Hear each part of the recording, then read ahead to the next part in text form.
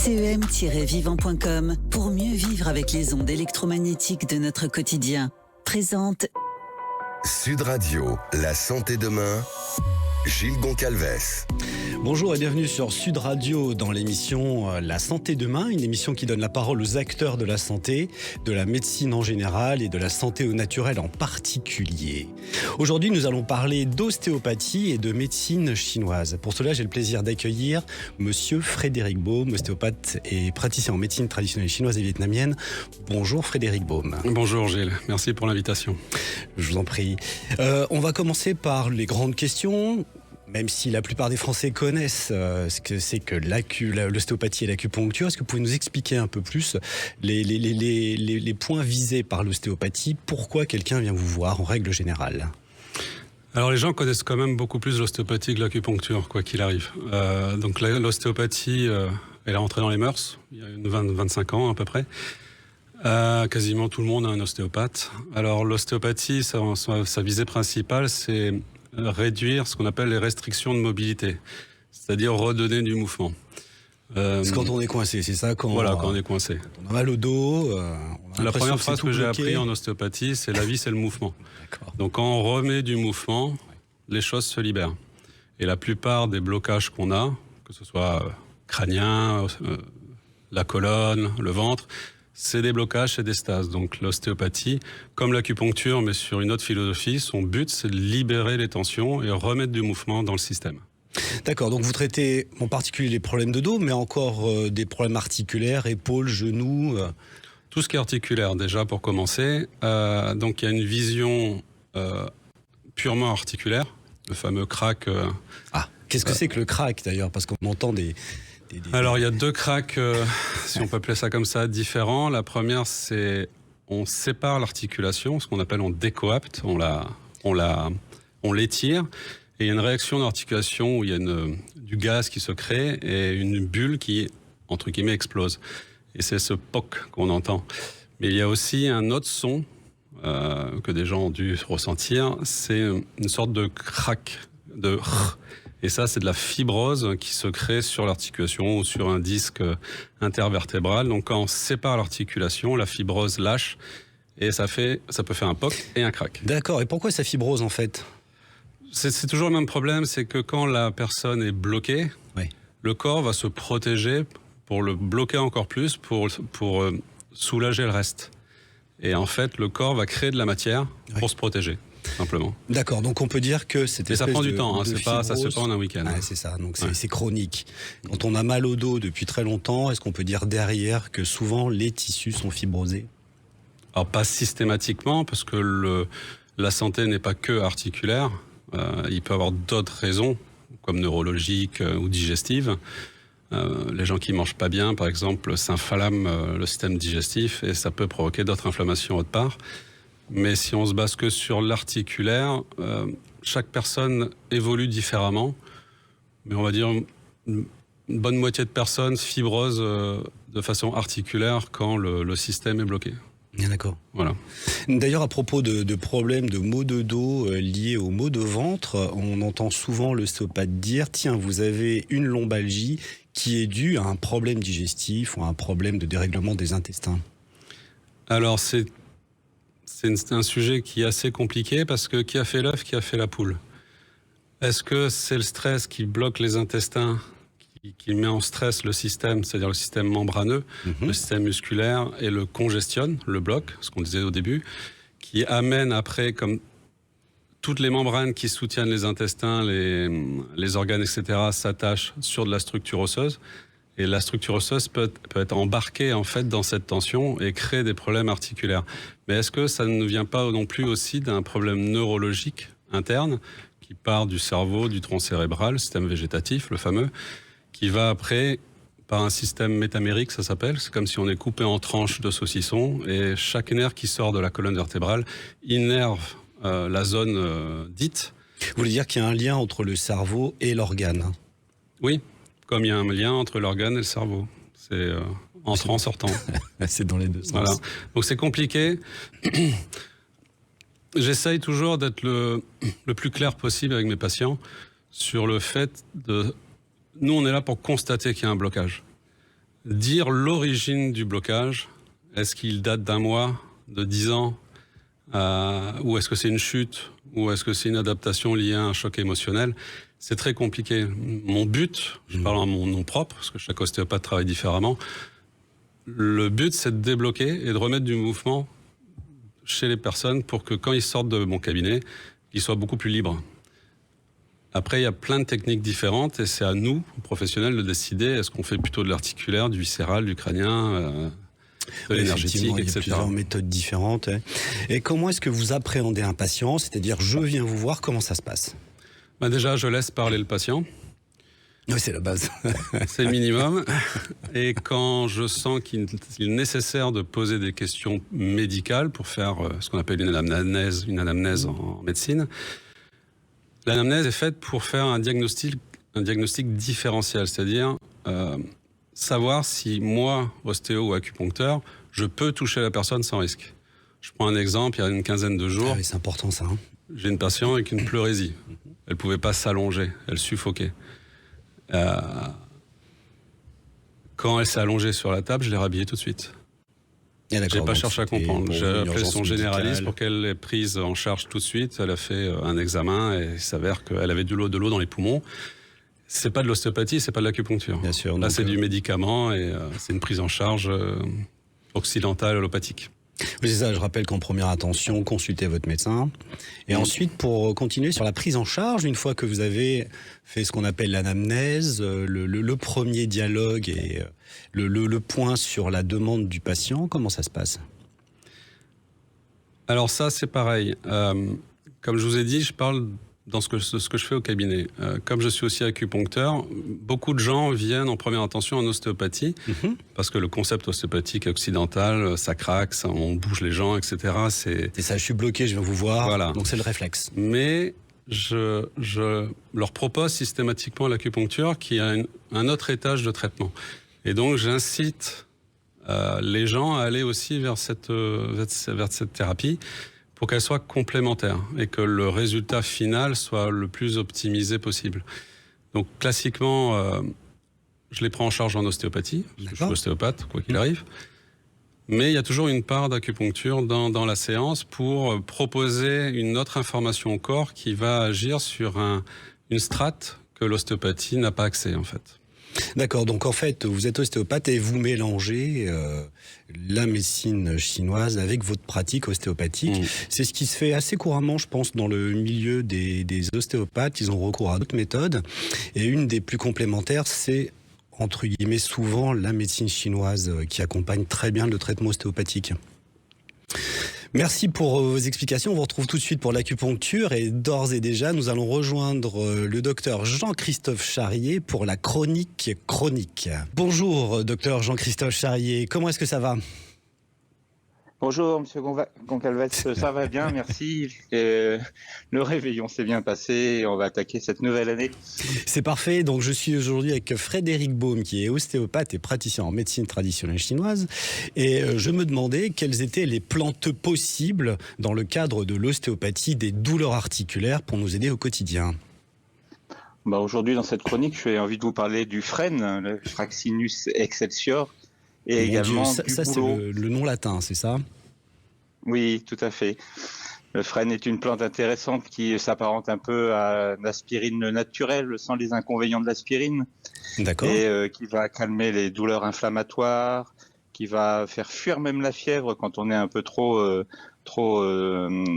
en chaleur, on va dire, dans notre corps à cause de cette inflammation. D'accord. Il va aussi nous réguler le mouvement de nos plaquettes pour pas qu'elles fassent des caillots, parce que quand on a une articulation qui est immobilisée, on peut faire des phlébites, vous savez bien. Donc le frêne nous protège de tout ça. Et il a une action qui est intéressante sur notre vessie pour éliminer toutes les toxines de l'organisme, dont l'acide urique qui fait beaucoup de mal aux articulations. Oui, absolument, oui. Oui, donc en fait, pour résumer, le frêne peut être aussi un petit peu une espèce de plante qui va nous aider comme l'aspirine, et elle a aussi un tout petit peu d'action sur la liquéfaction du sang, on peut dire ça comme ça ? Tout à fait, complètement. Donc à la fois c'est un antidouleur d'articulation et en même temps ça nous protège du risque de phlébite qui peuvent accompagner les immobilisations.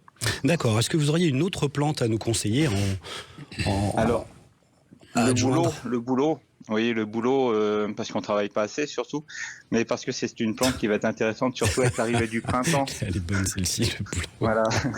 Vous pourrez aller dans vos boutiques de santé, vous trouverez à l'arrivée du printemps de la sève de bouleau qui sera fraîche. Et vous pourrez faire une cure sur 3 semaines à peu près en prenant un petit verre de 20 centilitres tous les jours de cette sève. Le bouleau, comme le frêne, va avoir à peu près les mêmes propriétés, sauf qu'il va être en plus réparateur de la structure osseuse et il va calmer les douleurs musculaires et les douleurs neurologiques associées à votre douleur rhumatismale. C'est également une plante qui protège la vessie, qui protège l'arbre urinaire et qui nous permet d'éliminer, comme le frêne, on l'a vu tout à l'heure, les déchets liés à l'inflammation. Et en plus, c'est une plante qui va nous protéger l'estomac. D'accord, donc en fait, il y a ces deux plantes, ces deux plantes, on est dans les souffrances, ces deux plantes conjointes qu'on peut utiliser contre les douleurs articulaires. Elles ont également d'autres propriétés qui sont liées à la digestion, à l'inflammation, à la surchauffe du système ostéo-articulaire. Vous avez parlé de fièvre, est-ce qu'elles sont indiquées aussi en cas d'infection ou pas du tout ? Ah oui, c'est des plantes qui peuvent accompagner à faire fuir la fièvre. Donc elles vont pas diminuer de façon artificielle la fièvre, mais elles vont soutenir l'organisme pour mieux gérer cette fièvre et que cette fièvre soit efficace pour détruire les virus en l'occurrence et que cette fièvre puisse partir d'elle-même en fait. D'accord. C'est vraiment une propriété spécifique de ces plantes qui sont très intéressantes dans l'accompagnement des infections hivernales, oui. D'accord. Sous quelle forme galénique est-ce que vous préférez les administrer, docteur Charrier ? Alors pour ces deux-là, à part la sève de bouleau, mais pour ces deux-là, j'utilise beaucoup la gémothérapie. Donc les bourgeons, donc du jeune tissu de plante, très riche en principes actifs qu'on va faire macérer dans de la glycérine et de l'alcool et dont on va extraire les principes actifs. Et on peut avoir des formes qui sont très concentrées, ce qui permet d'avoir très peu d'alcool associé. Et donc avec 5 gouttes de bourgeons macérat concentrés, macérat amer, on peut par prise, 5 gouttes 3 fois par jour, on peut gérer ces douleurs. D'accord. Donc le jus de bouleau aussi, si je me souviens bien, peut aider également à détoxifier l'organisme. Je crois que c'est ce que font la plupart des gens avant le printemps d'ailleurs. Tout à fait. Alors il y a la sève de bouleau qui est vraiment la montée de sève de l'arbre dont on vient lui prendre ce liquide nutritif et réparateur de notre organisme. Et puis il y a le jus de bouleau. Le jus de bouleau, c'est de la macération de jeunes feuilles fraîches et qui a l'avantage d'être conservable pendant toute l'année. Donc ça nous permet de refaire une cure à l'automne pour la protection de l'arrivée des douleurs rhumatismales avec l'humidité de l'hiver. Eh bien, merci docteur Jean-Christophe Charrier pour ces éclaircissements sur les plantes appropriées à nos douleurs articulaires. On vous retrouve sur iempi.fr et à bientôt pour notre prochaine chronique. CEM-vivant.com pour mieux vivre avec les ondes électromagnétiques de notre quotidien. Présente Sud Radio, la santé demain, Gilles Goncalves. Nous retrouvons Frédéric Baume, ostéopathe et praticien en médecine traditionnelle chinoise. Expliquez-nous un petit peu la conjugaison que vous faites entre ces deux méthodes et particulièrement sur la médecine traditionnelle chinoise. Alors tout d'abord, j'aime bien préciser la différence entre les deux, entre l'Orient et l'Occident. Chez nous, on a une médecine anatomo-physiologique, c'est-à-dire que l'ostéopathe, vous avez mal au dos, on va quand même s'occuper de votre dos en direct, même si c'est une médecine globale et holistique. On va aller voir aussi ailleurs, on va voir au crâne, à l'intestin, etc. Mais on reste quand même focalisé sur le pourquoi du comment du problème du patient. En médecine conventionnelle, vous avez un problème au foie, on va vous donner des médicaments pour le foie. Le kiné va vous masser le tendon si vous avez une tendinite. Ça reste du local et anatomique. L'acupuncture, c'est une médecine de fonction. Pendant des milliers d'années, ils ont stimulé des zones ou des points et ils ont regardé quelle était cette fonction. Donc il n'y a pas cette notion anatomique. Et après, ils ont fait des planches de soins correspondant aux problèmes du moment du patient.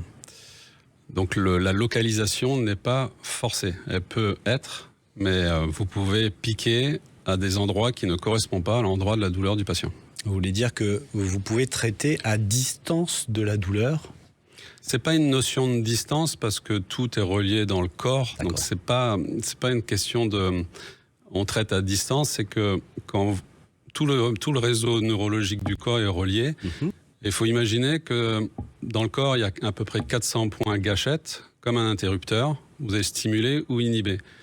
Et c'est comme si ces interrupteurs étaient reliés électriquement à un fil qui va stimuler la zone dite. Donc ils ont déterminé avec les siècles et avec les tests qu'un point précis stimulait ou inhiber une zone suivant le problème qu'a la personne. Donc il n'y a pas cette notion de localité. D'accord, donc c'est un concept complètement différent. Ouais, c'est la grosse différence entre les médecines occidentales et les thérapies orientales. Mais en sachant, on peut aussi localiser, c'est-à-dire qu'il y a une vision globale, mais certaines fois, cette vision globale n'est pas suffisante, parce que l'inflammation locale est tellement importante qu'on peut aussi faire de l'acupuncture locale et stimuler localement le système neurologique occidental, les nerfs physiquement. Bien sûr. Il y a eu des méthodes qui ont été créées là-dessus, mais qui ne correspondent pas à la philosophie ancestrale de l'acupuncture. Mais des chercheurs ont déterminé des méthodes où ils vont stimuler le nerf directement pour le décongestionner, pour remettre du mouvement dans la structure. D'accord, vous voulez dire qu'il y a des méthodes un peu plus modernes. Il y en a plein de méthodes. Ouais, c'est ça. Donc la médecine chinoise n'est pas homogène en fait. Non. Chaque école il y a un tronc commun, il y a des aiguilles, il y a des points. Et après, chacun fait son système, comme en ostéopathie en fait. Je prends toujours cet exemple. On était 6 super copains dans ma classe, et quand on est sorti de l'école, vous êtes toujours super tout le monde copains traitait différemment les gens. Oh oui, on l'est toujours. On est fidèles. Et dès le départ, comme on apprend énormément de techniques, c'est le caractère en fait qui fait que. Et en acupuncture, il y a plusieurs pays qui font différentes méthodes, et même en Chine, que vous allez à Hong Kong ou à Pékin ou à Shanghai, ils ont des méthodes différentes sur une même base, mais c'est un peu différent. Oui, bien sûr, et effectivement, chacun exprime en fonction de sa tendance, de comment il a été formé, par qui, par les différentes obédiences qui se sont mélangées aussi dans le temps. Et ils cherchent, c'est des chercheurs, c'est des médecins, donc ils vont soit remettre au bout du jour des méthodes oubliées, ou ils vont trouver des points, effectivement, qui vont stimuler métaboliquement des choses. Donc ça, il y a des recherches très très poussées aujourd'hui en Asie, sur une relation directe entre ce que fait l'aiguille et ce que fait l'aiguille dans le corps physiquement et physiologiquement. Et là, ça avance depuis, on va dire une trentaine d'années. Ça pousse vraiment très fort, et le lien entre la médecine conventionnelle de chez nous et leur médecine traditionnelle de là-bas sont en train de se rapprocher de plus en plus. Oui, on retrouve d'ailleurs toutes ces études sur PubMed sans aucun problème. Ouais. On a des cargaisons entières. On a parlé avec le docteur Jean-Christophe Charrier de plantes. Est-ce que vous voulez nous dire un mot par rapport à la phytothérapie chinoise qu'on appelle la pharmacopée en particulier ? Alors, je fais un aparté par rapport à ce qu'a dit le médecin. Il y a une méthode qui est ultra simple et qui coûte 0. Vous achetez une balle de tennis et vous massez la zone. Ah oui, ça c'est sûr que c'est simple et peu coûteux. 60 centimes. Je dirais pas où, parce qu'on n'a pas le droit de faire de pub. Mais où vous allez dans un club et vous prenez une balle qui est dégonflée. D'accord. Ça coûte 0. Le fait de se masser localement, ça a le même effet sur un plan différent qu'une plante ou qu'un extrait de plante, qu'une huile essentielle qui est aussi efficace. Et il y a un deuxième paramètre qui est très très important et que les gens ne font pas assez, c'est de se chauffer. Donc vous achetez une bouillotte, ça coûte 10 €. Et quand vous rentrez chez vous, même s'il neige aujourd'hui, c'est pas grave, vous pouvez aussi le faire l'été. Et vous chauffez les zones, parce que le fait de chauffer, ça dilate et ça remet le mouvement. Et on revient toujours à la phrase du début, la vie c'est le mouvement. Il faut se mettre en mouvement. Sauf dans un cas, si l'articulation est chaude, gonflée et rouge. Là, faut pas mettre de chaud. Ouais, et dans tous les autres cas, il faut mettre du chaud. Donc, je reprécise qu'en première intention, vous consultez votre médecin et ensuite, vous pouvez effectivement utiliser des méthodes comme celle de masser, qui peuvent être appropriées, chauffer pour revasculariser, j'imagine ? C'est pour dilater la microcirculation, ce que fait le boulot. Le boulot fait la même chose, les huiles essentielles font la même chose, c'est des vasodilatateurs où Donc la priorité des priorités, c'est de remettre du mouvement, que ce soit dans le macro-mouvement, c'est-à-dire un muscle, un mouvement, mais aussi le micro-mouvement qui est imperceptible, mais ça bouge, tout le corps bouge. Il faut le remettre en mouvement. Et comment expliquez-vous que de plus en plus de personnes viennent vous voir et ont recours à l'ostéopathie? Parce qu'effectivement, comme vous disiez en début d'émission, chacun a son ostéopathe. C'est rentré dans les mœurs déjà. Moi, quand je suis sorti de l'école il y a 25 ans, il y avait assez peu d'écoles. Il n'y avait pas la reconnaissance. La reconnaissance, le décret a été fait en 2002, mais la vraie reconnaissance a été faite en 2008. Il y a une prise en charge aussi au niveau mutuel. Ouais. Donc ça permet aussi d'avoir des consultations moins chères, pour que ce soit un peu plus accessible. Mais est-ce que vous pensez que les gens sommes en général en bonne santé ou comment ça se fait qu'on consulte de plus en plus finalement? Alors ça devrait être une affaire d'État parce que les gens ne sont pas en bonne santé. Et c'est quoi la santé? C'est ça. Déjà pour commencer. Exactement. Chacun voit la santé de façon différente. Absence de symptômes pour certains. Voilà, c'est pas parce que vous n'avez pas de symptômes que vous êtes en bonne santé. Ah, ça c'est sûr. Il y a des gens qui sont très résistants à la douleur, mais s'ils ont une agression permanente pendant 10-15 ans, quand ça lâche fort. Et après ils se disent mais pourquoi? Oui, mais c'est tout ce que vous faites dans la journée qui amène à. Et il y a des gens qui sont très réceptifs à la douleur et au moindre petit pépin, ils viennent chez nous, ce qui est très très bien aussi pour nous. La santé, c'est un vaste sujet. J'ai mis des années pour essayer de la conceptualiser. Je donne mon avis. Allez-y, okay. On est là pour ça. On a 2 systèmes énergétiques de réserve d'énergie, ce qu'on appelle l'inné et l'acquis. Et l'inné, c'est le secours. C'est-à-dire que si vous êtes très très mal, le corps va prendre dans le secours. L'inné, c'est notre constitution. Voilà. Mais on doit la nourrir, cette innée. On est tous différents. Et au niveau de la constitution, il y a des gens qui sont, entre guillemets, plus fragiles que d'autres, plus sensibles à certains éléments que d'autres. Ce que j'appelle l'effet Brad Pitt. C'est-à-dire qu'il y a des gens qui ont un système très très bon. Et comme Brad Pitt est très très beau, ils ont de la chance, ils peuvent encaisser plein de trucs. Mais il y a des gens qui ont une petite réserve de secours et au moindre pépin, ça va prendre des proportions parce qu'il n'y a pas de tampon. Mais l'acquis, c'est ce que vous faites dans la journée. C'est ça. Donc la priorité des priorités, c'est le sommeil. Vous pouvez voir tous les ostéopathes du monde, vous pouvez manger du macrobiotique et être au top du top. Si vous ne dormez pas, vous ne serez pas en bonne santé. Si on prend les chiffres aujourd'hui, il y a 45% des gens qui dorment mal en France. Et il y a 20% qui sont insomniaques. Ouais. Donc déjà, il y a un Français sur 5 qui n'est pas en bonne santé, rien que sur un seul sujet. C'est vrai que le sommeil, si je peux me permettre, c'est la récupération. C'est la base. On se répare dans le sommeil. Si le sommeil n'est pas bon, on se répare mal.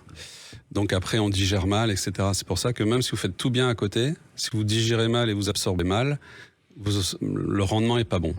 La deuxième des choses, c'est l'alimentation. Il faut donner les briques nécessaires en vitamines, en minéraux, en graisses, en protéines, pour fabriquer et pour se réparer. La troisième chose très importante, c'est l'eau. Beaucoup de gens ont l'impression de bien manger, puisque vous dites l'alimentation. C'est juste une impression. Oui, c'est une impression. Ouais. On a l'impression de faire bien, mais la nourriture d'aujourd'hui est sous-nutrie, en fait. Et il faut se complémenter. On n'a pas le choix, malheureusement. Il faut se complémenter en vitamines. Et principalement, s'il y a une vitamine à prendre, c'est la vitamine D, pour moi. Il y a déjà le choix des aliments que l'on cuisine de base. Oui. Si déjà on échappe à tous les plats transformés... Ah oui, déjà, il faut éliminer. J'estime qu'il faut 60% végétal, minimum. Et après, les 40%, c'est un peu de céréales, des protéines, animales ou pas animales, suivant ce que pensent les gens de leur santé. Et la vision du monde sur l'animal, évidemment. Mais il faut des végétaux, le moins cuit possible. Parce qu'on surcuit aussi les végétaux, donc quand vous mangez, il n'y a plus rien, les vitamines ont été brûlées. Donc c'est tout un apprentissage qui n'a pas été fait pour savoir est-ce que ce que je mange m'apporte quelque chose. Et quand vous voyez sur les étiquettes apporte 50% des besoins journaliers, ça c'est ce qu'il y a dans la bouche. Ouais, ça. Mais ce qui arrive dans le sang et dans les cellules, il faut le diviser par 10. Donc les gens ont l'impression de faire bien, Mais ce qui arrive en bout de chaîne pour fabriquer les choses, en fait, est extrêmement faible par rapport à ce qui arrive dans la bouche quand vous mangez. La troisième chose la plus importante, c'est l'eau. Il y a une phrase qui dit « l'eau emporte plus qu'elle apporte ». L'eau est là pour nettoyer. Il faut boire de l'eau. Donc principalement les femmes, boivent pas assez d'eau. Il y a de la constipation. Vous buvez de l'eau, une fois sur deux, la constipation disparaît. Et la quatrième chose pour finir, parce qu'il nous reste peu de temps. Et la quatrième chose, c'est les rapports humains. Il faut qu'il y ait de l'amour. C'est un peu gnangnan ce que je dis, mais il faut de l'amour. L'amour familial, au travail, les amis, les hobbies. Et pour finir, ce que vous apportez au quotidien en plus, c'est-à-dire le sport, l'ostéopathie, l'acupuncture. Vous êtes fondateur aussi d'AcuSolo, qu'on vous retrouve sur acusolo.net. Est-ce que vous voulez nous dire un mot? On a 30 secondes, Frédéric. Alors c'est né il y a 19 ans. Ouais. L'application va bientôt sortir là. Je donnais en fait une petite machine d'électrostimulation à mes patients qui avaient besoin de beaucoup de séances.